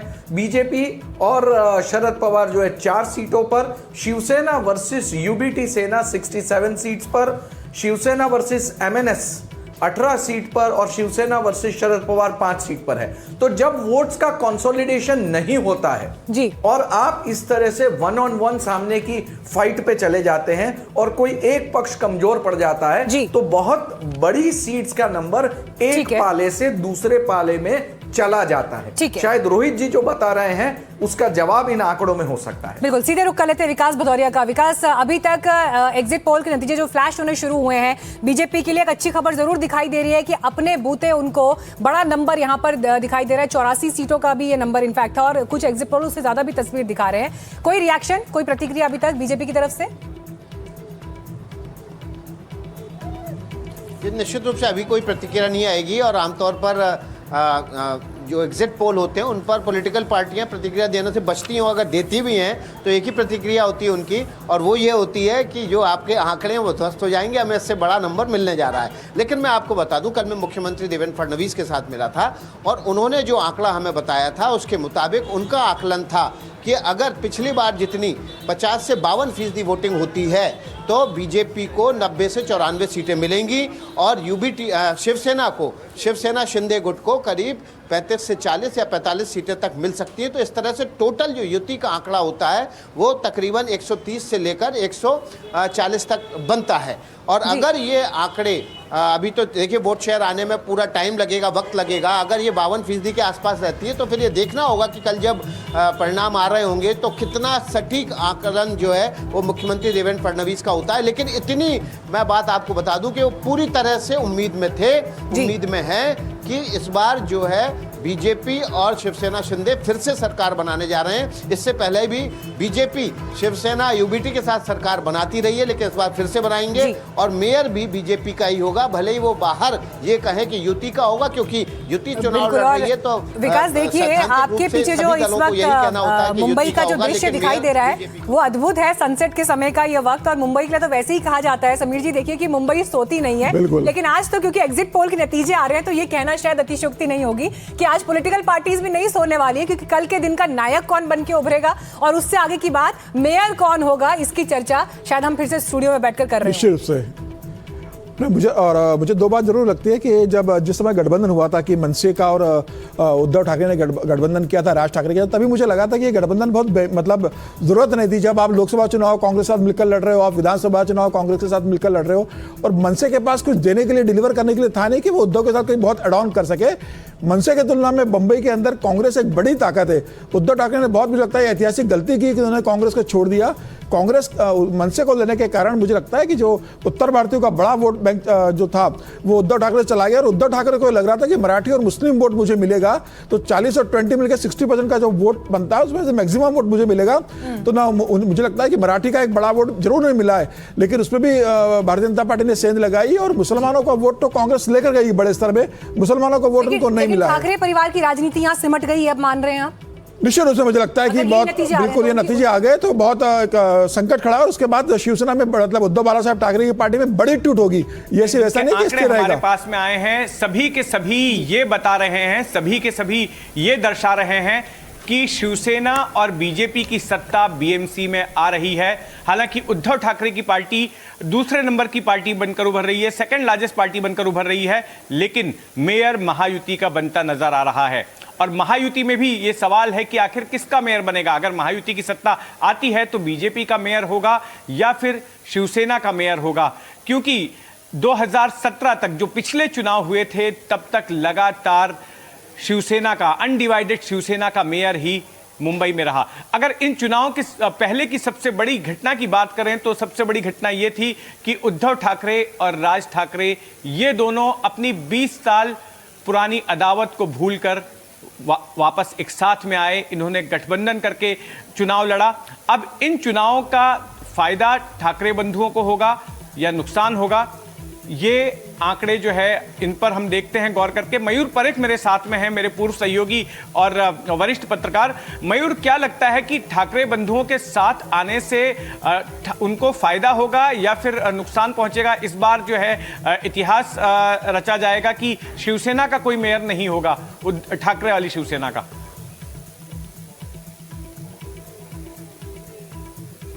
ये नुकसान होना ही था, ये बात ऑलमोस्ट तय थी।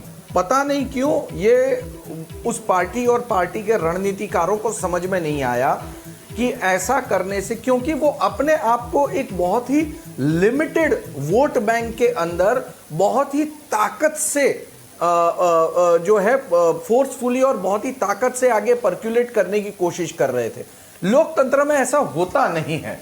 आप जैसे ही दोनों ठाकरे बंधु साथ में आ गए और एंटी जो मराठी जो लोग थे वो सारे के सारे, एंटी मराठी नहीं कहूंगा बल्कि जो नॉन मराठी वोट थे, उनका जो पोलराइजेशन और एंटी पोलराइजेशन हुआ, उससे ही ये बात साफ हो गई थी कि भैया ये ठाकरे बंधु एक बहुत ज्यादा लिमिटेड वोट बैंक की तरफ आगे बढ़ रहे हैं।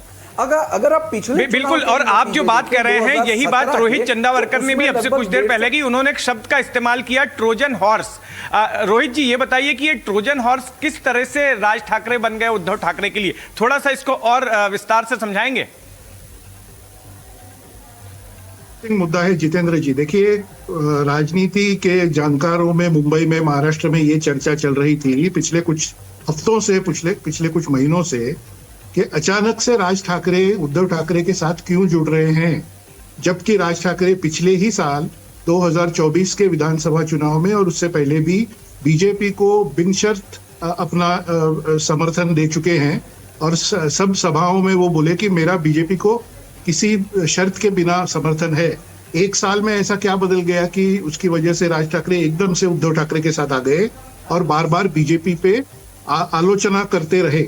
तो बहुत लोगों का कहना ये है कि ये तो बीजेपी की एक चाल थी कि राज ठाकरे को थोड़ा सा महाविकास आघाड़ी तोड़ने के लिए उद्धव ठाकरे के पास भेजा जाए, क्योंकि मैं तो समझता हूं कि राज ठाकरे आज की राजनीति में कोई ऐसी बात कर नहीं सकते हैं जो बीजेपी नहीं चाहती है, और उसके कारण में अब हम नहीं जाते, क्योंकि वो बहुत विस्तार से सबको पता है कि उसके पीछे क्या है और राज ठाकरे क्यों बीजेपी को बार बार समर्थन देते आ रहे हैं पिछले कुछ सालों से, और अभी अचानक वो क्यों पलटे।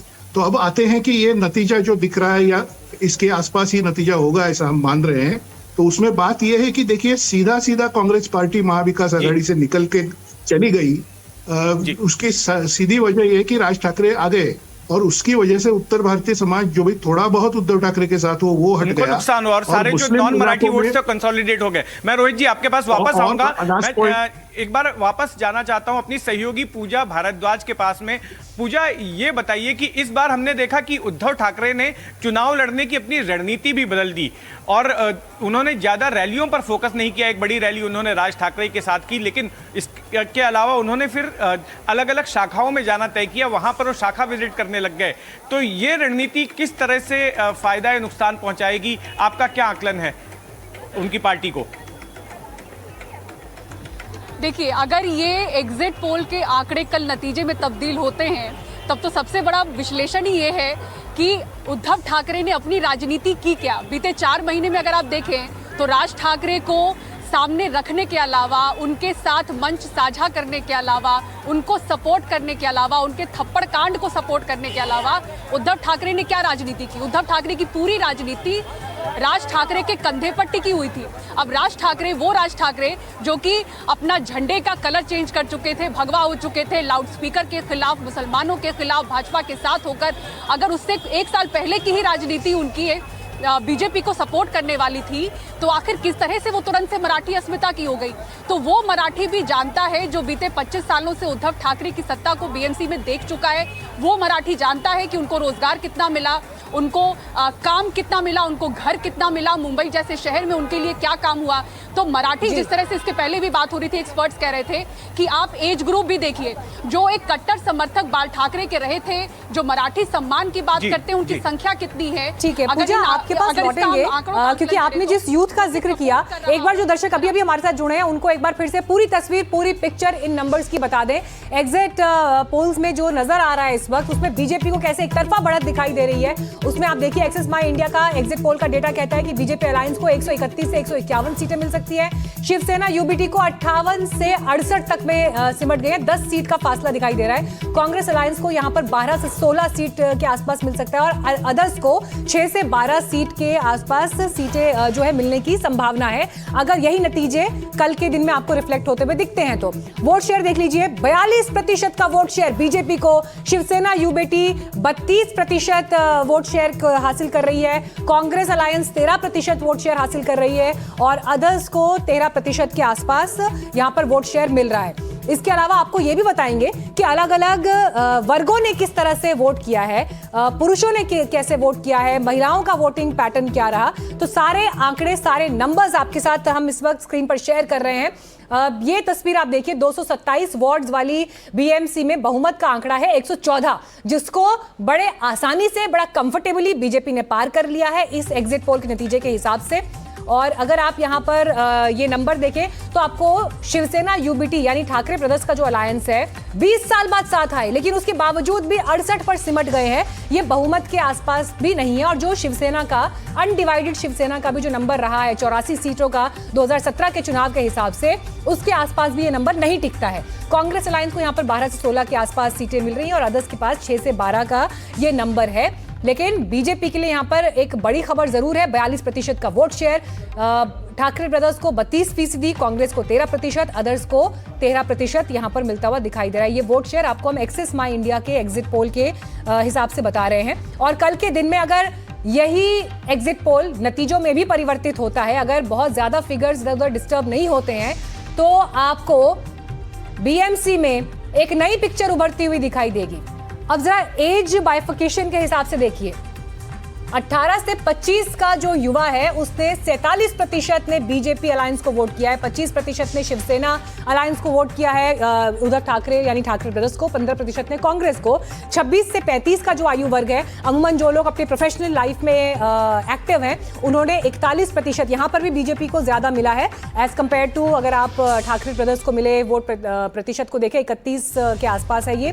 36 से 50 का जो एज ग्रुप है, जो मिडिल एज ग्रुप है, उसने भी 43% बीजेपी को वोट किया है और ठाकरे ब्रदर्स को 31% ने वोट किया है। वहीं 51 से 60 का जो एज ग्रुप है, जो एल्डरली एज्ड वोटर्स हैं, उसमें भी नंबर बीजेपी का ज्यादा है 40% का और 36% शिवसेना यूबीटी अलायंस को मिला है, कांग्रेस को 11% यहां पर मिलता हुआ दिखाई दे रहा है। हालांकि अगर आप इस पूरी पिक्चर को देखें, कांग्रेस क्योंकि उद्धव ठाकरे से अलग हो गई, उनके अलायंस से अलग हो गई, इंडिया अलायंस से, और यहां पर अपने बूते वीबीए के साथ में चुनाव लड़ा, लेकिन उसके बावजूद भी कांग्रेस को जो नंबर्स मिलते हुए दिखाई दे रहे हैं, इसने उद्धव ठाकरे को कैसे नुकसान पहुंचाया है, ये अपने आप में सवाल है। उसका एनालिसिस अपने एक्सपर्ट्स के साथ हम करेंगे।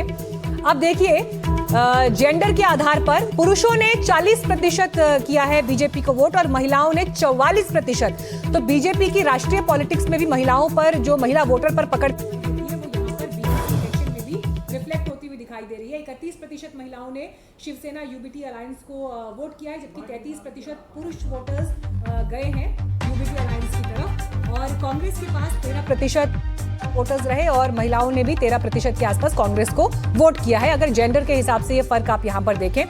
लेकिन ये फर्क फिर से जो बीजेपी के नंबर्स में दिख रहा है, कम से कम इस आधार पर, उसमें महिला वोटर ज्यादा गए हैं बीजेपी अलायंस के पास।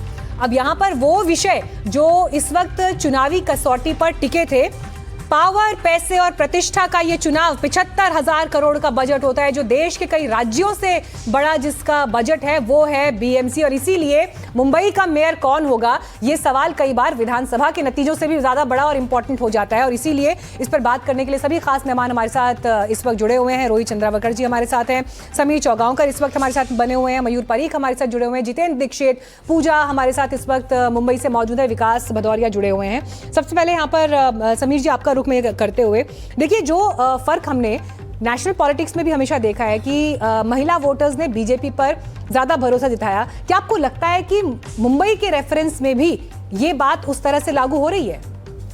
निश्चित रूप से अगर आप असेंबली का इलेक्शन अगर आप देखेंगे, विधानसभा का जो महाराष्ट्र का, वहाँ भी महिलाओं ने भारतीय जनता पार्टी के फेवर में वोट किया था, मतलब महायुति के फेवर में वोट किया था। और प्रधानमंत्री मोदी की एक अलग अपील है, मतलब सारे देश में प्रधानमंत्री मोदी फैक्टर क्या यहाँ काम करेगा? नहीं, निश्चित रूप से करेगा ना भाई, बिल्कुल काम करेगा। पता है ना कि केंद्र में प्रधानमंत्री नरेंद्र मोदी की सरकार है, प्रदेश में देवेंद्र फडणवीस की सरकार है, केंद्र में नरेंद्र है, प्रदेश में देवेंद्र है। तो जो योजना है केंद्र की, प्रदेश में देवेंद्र फडणवीस लागू कर रहे हैं, जिस तरीके से महिलाओं के लिए सेंट्रिक योजना है प्रधानमंत्री मोदी ने लागू की है, बेहतर तरीके से केंद्रीय योजनाओं का देवेंद्र फडणवीस ने प्रदेश के अंदर डिलीवर किया है। देवेंद्र फडणवीस ने खुद बेहतर योजना महिलाओं के लिए लागू करी है, और जिस तरीके से जो लाडली बहना योजना लेकर आए थे विधानसभा चुनाव के पहले, उसका जो असर देखने को मिला था, तो मुझे लग रहा है कि एक वर्ग महिलाओं को लगा है कि भाई अगर हमें रोजगार चाहिए, हमें सामाजिक सुरक्षा चाहिए, हमें तमाम तरह की सुविधाएं चाहिए, तो अगर जो हमारे पास विकल्प है उसमें भारतीय जनता पार्टी का कोई मुकाबला नहीं है।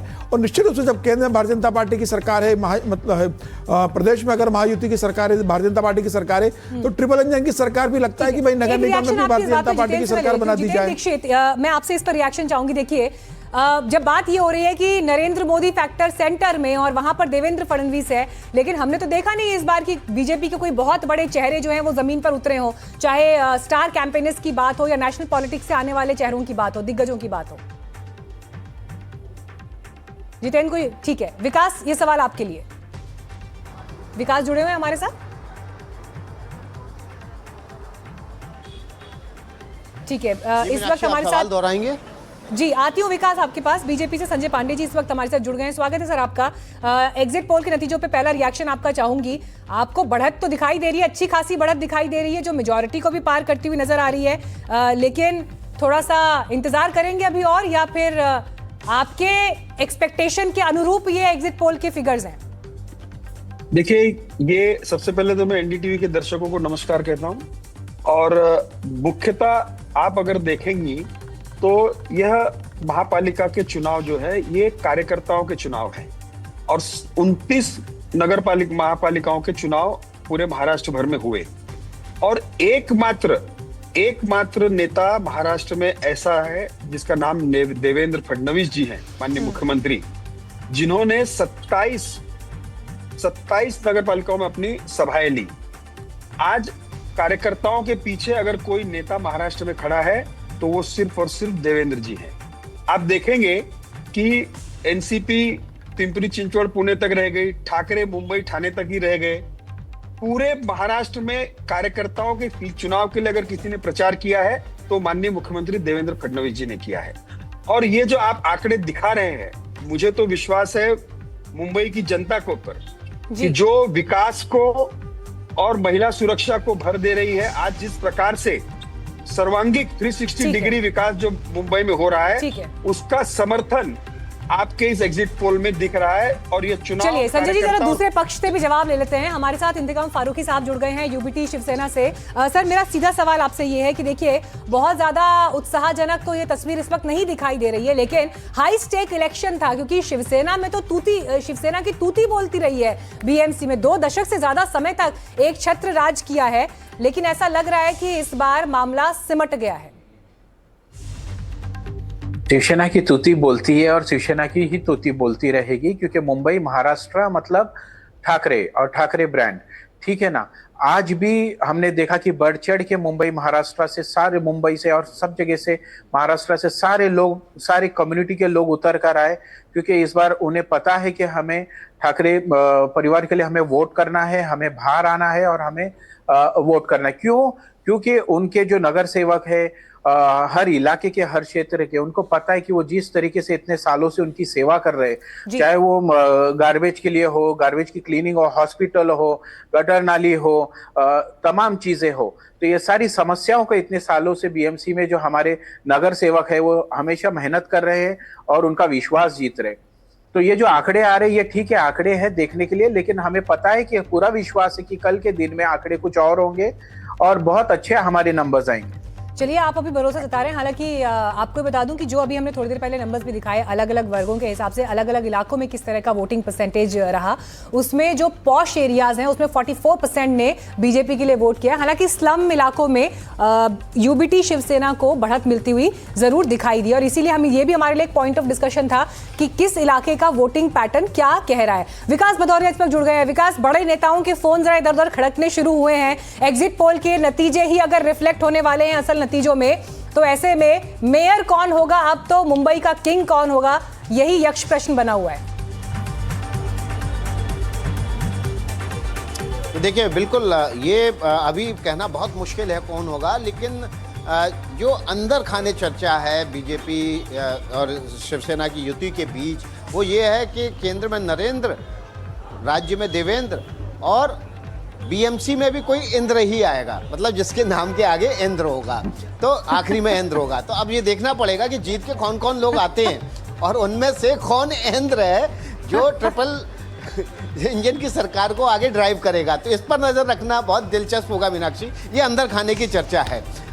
लेकिन जो मैं आपको बता दूं कि नेताओं के फोन जरूर इन एग्जिट पोल के नतीजों के बाद खड़खड़ाने शुरू हुए हैं, लेकिन वो अभी भी आखिरी जो वोट परसेंटेज है जो इलेक्शन कमीशन आधिकारिक तौर पर आंकड़ा जारी करेगा, उसका इंतजार कर रहे हैं कि उसके बेसिस पर वो सीट वाइज आकलन कर भाई। लेकिन हम तो विकास, लेकिन हम तो ये मानेंगे, आपने खबर दे दी है विकास, हम तो यहाँ स्टूडियो में इस वक्त ये मान रहे हैं कि आपने खबर दे दी है। जो इंद्र शब्द वाली गुगली आपने उछाली है अभी यहाँ पर, सीधे इस वक्त पूछना पड़ेगा। संतोषी जी भी विकास बता नहीं रहे, मैं वही सोच रही हूँ, विकास को नाम मालूम है, विकास बता नहीं रहे। नहीं, हो सकता है ये भी कल तक का इंतजार कर रहे हैं। लेकिन संतोषी जी, आपसे मेरा सवाल है, जिस बात का इशारा यहाँ पर विकास भदौरिया भी कर रहे हैं, केंद्र में नरेंद्र, महाराष्ट्र में देवेंद्र और मुंबई के मेयर पद में भी इंद्र नाम से जुड़ा हुआ कोई नाम है, आपको तो नाम मालूम होंगे वहां पर, you can help us with the name.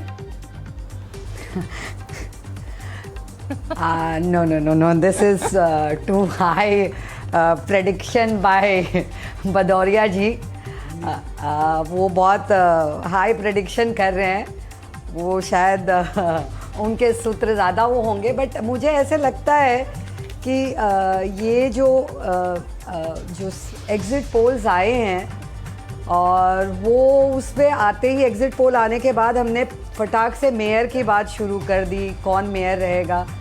तो पहले तो ये है कि ये वोट्स जो, जैसे अभी आप बात कर रही थी, आपने बताया कि पोल सर्वे बता रहे हैं कि स्लम में वोट्स जो है ना वो बटे हैं, बीजेपी की तरफ नहीं है। तो हमको थोड़ा एनालिसिस करना पड़ेगा, हमारे पास वक्त ही वक्त रहेगा कि क्यों उसकी तरफ जा रहा है। स्लम को ऐसी क्या चीज़ है जो बीजेपी नहीं दे पाया या प्रॉमिस में नहीं कह पाया। रीडेवलपमेंट का प्रॉमिस तो सबने किया, सबको वो ये चीज़ की ज़रूरत है, घर की ज़रूरत सभी को है। सभी कहते हैं ये मेरा घर, ये तेरा घर। तो वो एक है कि वो शायद टर्न कर सकता है, बट अभी तो एक बात आप और मार्क करिए कि इसमें जेन जी जो सर्वे रिपोर्ट में आप देख रहे हैं उसमें युवा लोग आ रहे हैं, युवा लोग आए हैं। अगर आप फिर वो सर्वे रिपोर्ट को अगर सही मानते हैं। मैम बस एक सेकंड के लिए आपको रोक रही हूँ, बड़ी खबर हमारे पास इस वक्त आ रही है। महाराष्ट्र राज्य चुनाव आयुक्त का बड़ा बयान है। 5:30 बजे शाम तक 46 से 50% तक का मतदान हुआ है और 2017 के निकाय चुनावों से इस बार की जो वोटिंग है वो ज्यादा हुई है। और कल जो काउंटिंग है वो सवेरे 10 बजे से शुरू होगी, शाम 4 बजे तक अंतिम नतीजे आ जाएंगे, ऐसी एक्सपेक्टेशन है।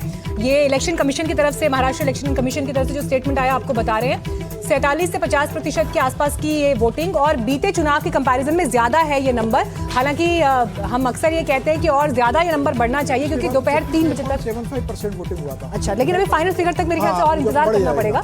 लेकिन कल शाम 4 बजे तक अंतिम नतीजे आ जाएंगे, ऐसी उम्मीद है। अब जो ये वोटिंग परसेंटेज है ये किस तरफ इशारा कर रहा है? संतोषी जी आप अपनी बात मैम प्लीज कंप्लीट करिए। Thank you so much. मुझे ये लग रहा है ये जो वोटिंग परसेंटेज है और वो है, इसमें आप देखिए कि सेना के बीजेपी इंटरनली बीजेपी ने अगर ये रिपोर्ट्स, सर्वे रिपोर्ट्स अगर फिलहाल के लिए हम अगर सही माने तो या उसके आसपास भी माने तो एग्जिट पोल्स के लिए तो बीजेपी ने काफ़ी काम किया है। पहले उनके पास शिवसेना अनडिवाइडेड शिवसेना थी जो मराठी मानूस के लिए करती रही थी। बीजेपी छोटा भाई होते होते शिवसेना के साथ में अचानक से बड़ा भाई हो गई और अचानक से उसने तख्ता पलट दिया। बीजेपी थोड़ा सा आपको फ्रिक्शन जो है वो एकनाथ शिंदे और बीजेपी में दिखा होगा इलेक्शन के पहले, लेकिन जैसे ही राज ठाकरे और Uddhav Thackeray they had an alliance, जब वो साथ आए तो आपको लगा कि बीजेपी का जो बूथ पे कार्य करता है जी, वो आपको वहाँ पे नज़र आया होगा कि अगर ये वोट्स के लिए हम लोग वोट शेयर और ये सारी की अगर बात करेंगे तो सभी को आशा थी, क्योंकि कांग्रेस का उस तरह से जन आधार नहीं है, बूथ लेवल पे कार्यकर्ता नहीं है। और उद्धव ठाकरे अभी अभी अपनी शाखाओं में जाने लगे हैं, उनका हालांकि शाखा का नेटवर्क बहुत फैला हुआ है।